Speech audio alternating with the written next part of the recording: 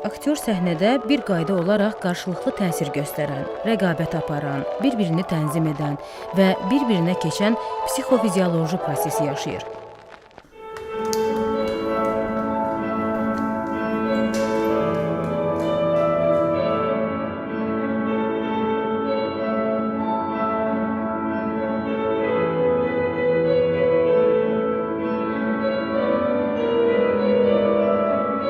Onlardan biri obrazın həyat xətti ilə, digəri bir sənətkar, bir insan kimi aktyorun həyat xətti ilə bağlıdır.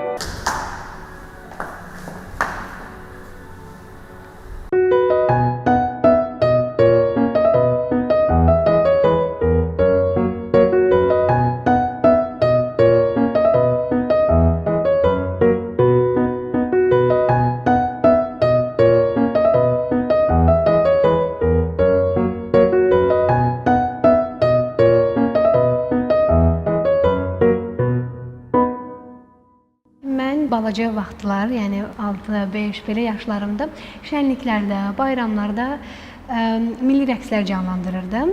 Özüm, yəni öz içimdən gəldiyi kimi.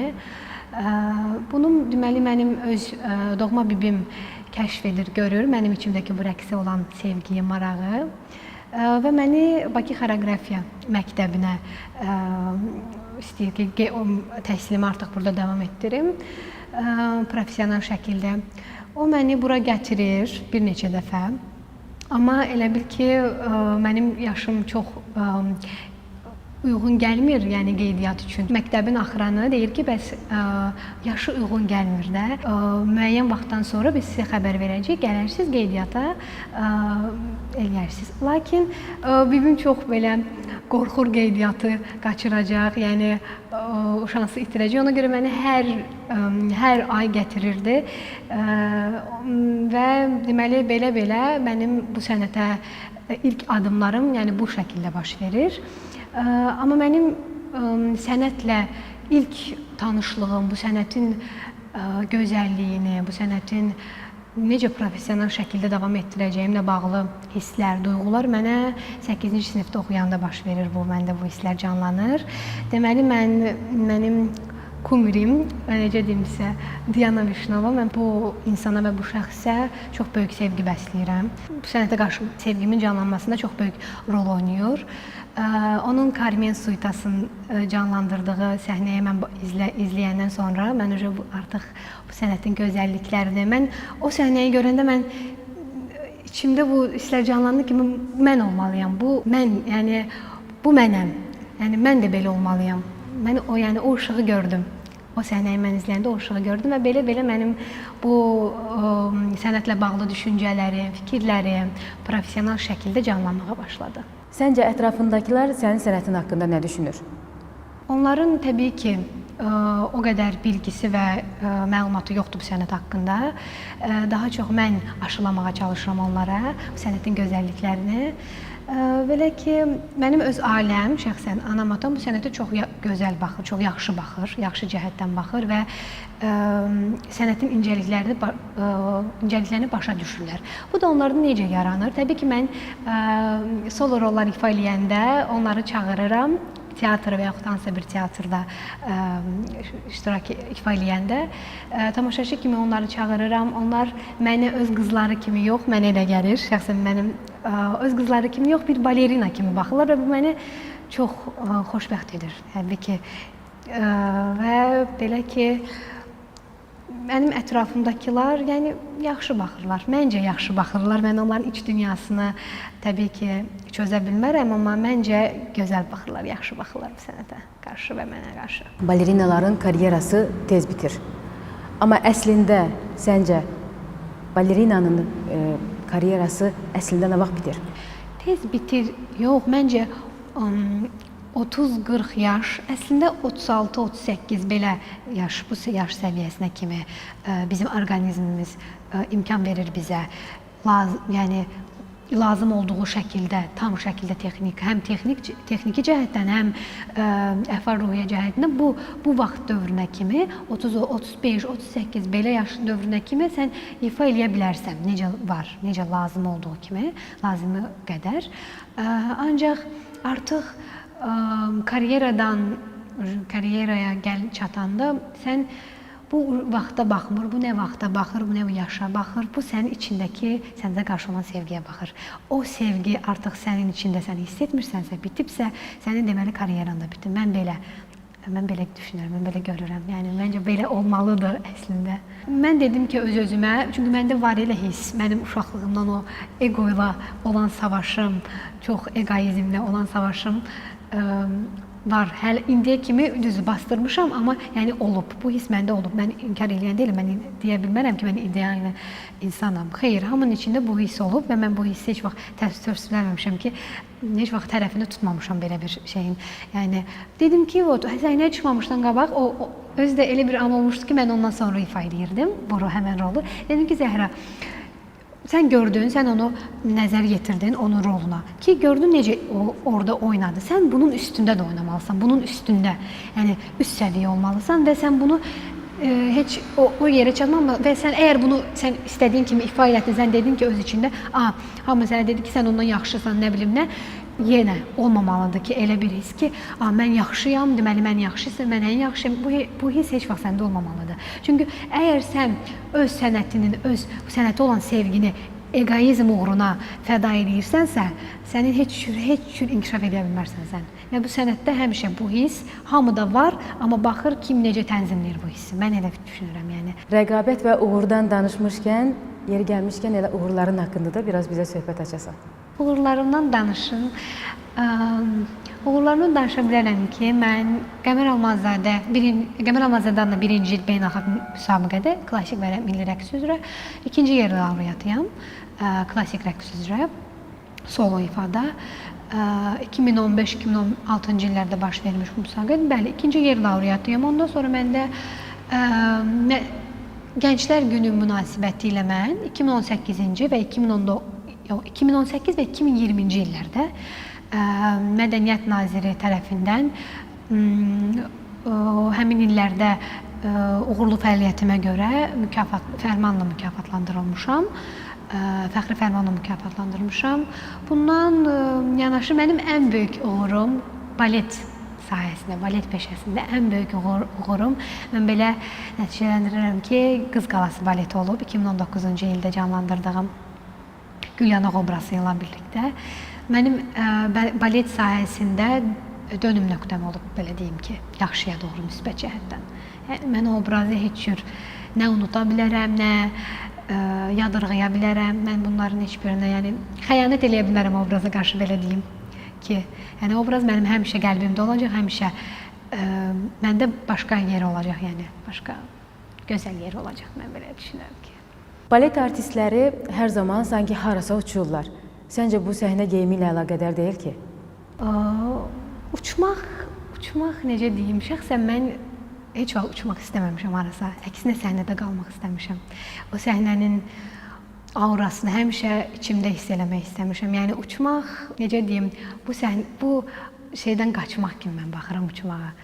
Amma mən qalmaq istəmişəm həmişə və elə obrazın özündən də çox şey asılıdır. Obraz elədir ki, məsəl üçün, sən uçmaq necə deyim sizə, mən lebed rolu canlandırsam, şənbil lebed və yaxud yəni ququşu obrazı canlandırsam, bəli, onu bu terimlə necə deyim, qarşılaşdırmaq olar. Yəni, məsəl üçün, uçmaq istəyir, başqa ayrı dünyalara, məsəl üçün, amma məsəl üçün, mən daha çox belə bəd bir obraz canlandırıramsa, o uçmaq yox, əksinə uçanlara imkan vermir. O hissi yaşayanlara, uçmaq istəyənlərə imkan vermir. Və mən əslində belə sizə deyim, şən obrazlardan çox mən daha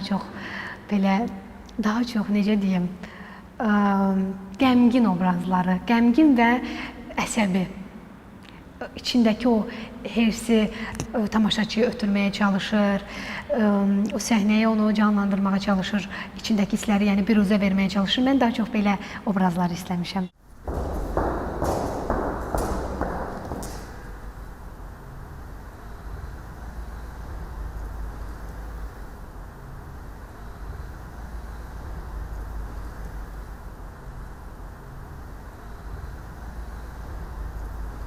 Məncə, hər halda o uçmaq istəyir. Aktyorlar yalan danışmağı sevərlər. Çox da soyuq olmayan bir gölün ətrafında ququşları məskən salmışdılar. Onların rəngi o qədər bəyaz idi ki, göldə üzəndə lələkləri günəşin işığında bərq vurur, əksləri suda ağ parçaya bənzəyirdi. Bu quşların arasından biri digərlərindən fərqlənirdi. Çünki o ağ yox, qara rəngdə idi. Məhz buna görə başqa ququşları onu göldə üzməyə qoymurdular. Günlərin birində qara ququşu gün çıxmamış gizlicə suya girdi. Gölü bir neçə dəfə dövrə vurub doyunca rəqs etdi. Qara qu o qədər sevincli idi ki, ağ qulların oyanıb ona tamaşa etdiyinin fərqinə varmadı.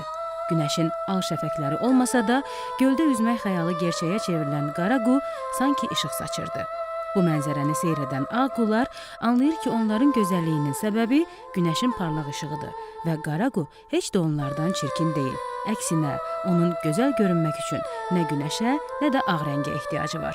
Paxıllıq hissi güc gələn ağ qullar qara qunu göldə tək qoyub oradan uzaqlaşır.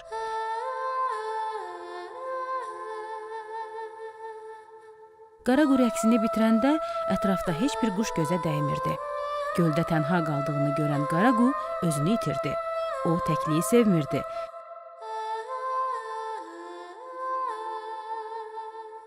Nəhayət, o çıxış yolunu tapdı. Göldə qalıb onunla xoşbəxt olmaq. Beləcə o, gölün ən dərin qatına baş vurdu və suyun dibində əbədi olaraq gözünü yumdu.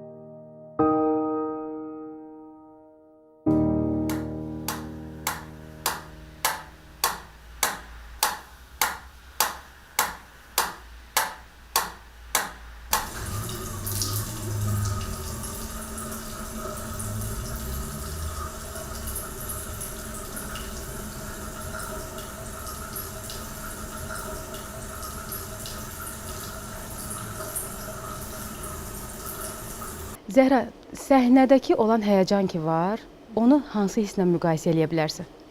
Onu hansı hisslə? Daha çox sevinç, qorxu, biraz da vahimə deyimsə.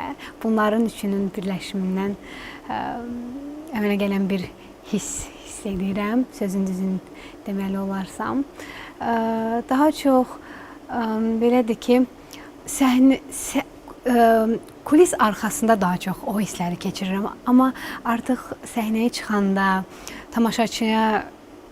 tamaşaçını görüb, onların sənə olan, yəni səhnəyə olan sevgisini gözlərindən oxuyanda o hisslərin hamısı bir anda yox olur məndə. Və mənim üçün bu çox böyük bir avantajdır. Çünki adətən bəzi rəqqasələr var ki, balerinalar var ki, gənc balerinalar daha çox, təcrübəsi olmayan, bu əksərən uşaqlar olur. Onlar səhnəyə çıxanda qorxu hissinə yenik düşürlər. Həyəcanı və qorxu hissinə yenik düşürlər və istədikləri kimi həmin obrazı ifa eləyə bilmirlər. Bu, çünki mənim başıma da gəlib o yaşlarda. Vaxt keçdikcə, tədricən artıq sən təcrübə qazandıqca, səhnə təcrübən artdıqca, təbii ki, bu hisslərində artıq, bu hisslər də özünü bir-bir məhv etməyə başlayır, belə deyim ki. Yəni. Bəs qorxu dedin, maraqlıdır ki, qorxu düşünürəm yəqin ki, sənin daha çox solo ifanda özünü göstərir. Yəni o qorxu hissini solo ifadamı, yoxsa ikinci dərəcəli ifaçı kimi səhnəyə çıxanda hiss eləyirsən daha çox? Mən deməzdim ki, solo rolda. Məndə daha çox bizdə belə həmin sizin deməyə çalışdığınız rəqsi biz kordibalet deyirik. Kordibalet, yəni mən kordibaletdə iştirak eləyəndə, kütləvi rəqsdə, orada liniyaları tutmaq lazımdır. Hamı ilə bir oynamaq lazımdır. Elə bil ki, sən güzgüyə baxırsan. Güzgüdəki tamaşaçı səhnəyə baxanda elə düşünməlidir ki, o öz yansımasına baxır. Hərəkətlər yəni bir-birini tənzimləyir və eyni anda olmalıdır. Ola bilər ki, məsəl üçün biz öz məşq zalımızda orada güzgü var bizdə. Biz güzgü qarşısında tənzimləyə bilirik o nüansları, hansı ki o detalları biz tənzimləyə bilirik. Məsəl üçün eyni anda rəqs eləmək, əli eyni anda eyni məsafədə qaldırmaq. Onları biz tənzimləyə bilirik. Amma səhnədə sən gərək məşq zalında o qədər onu yaxşı tənzimləyəsən ki, səhnədə sən onu hiss etdirməməlisən tamaşaçıya ki, bir nəfər əlini çox qaldırdı, digəri az qaldırdı, onları görməməlidir tamaşaçı və yəni güzgüyə baxar kimi sən rəqs eləməlisən tamaşaçı, yəni güzgüyə baxır və onu görür ki, hamı eyni anda oynayır. Yəni güzgüyə baxar kimi olmalıdır rəqs.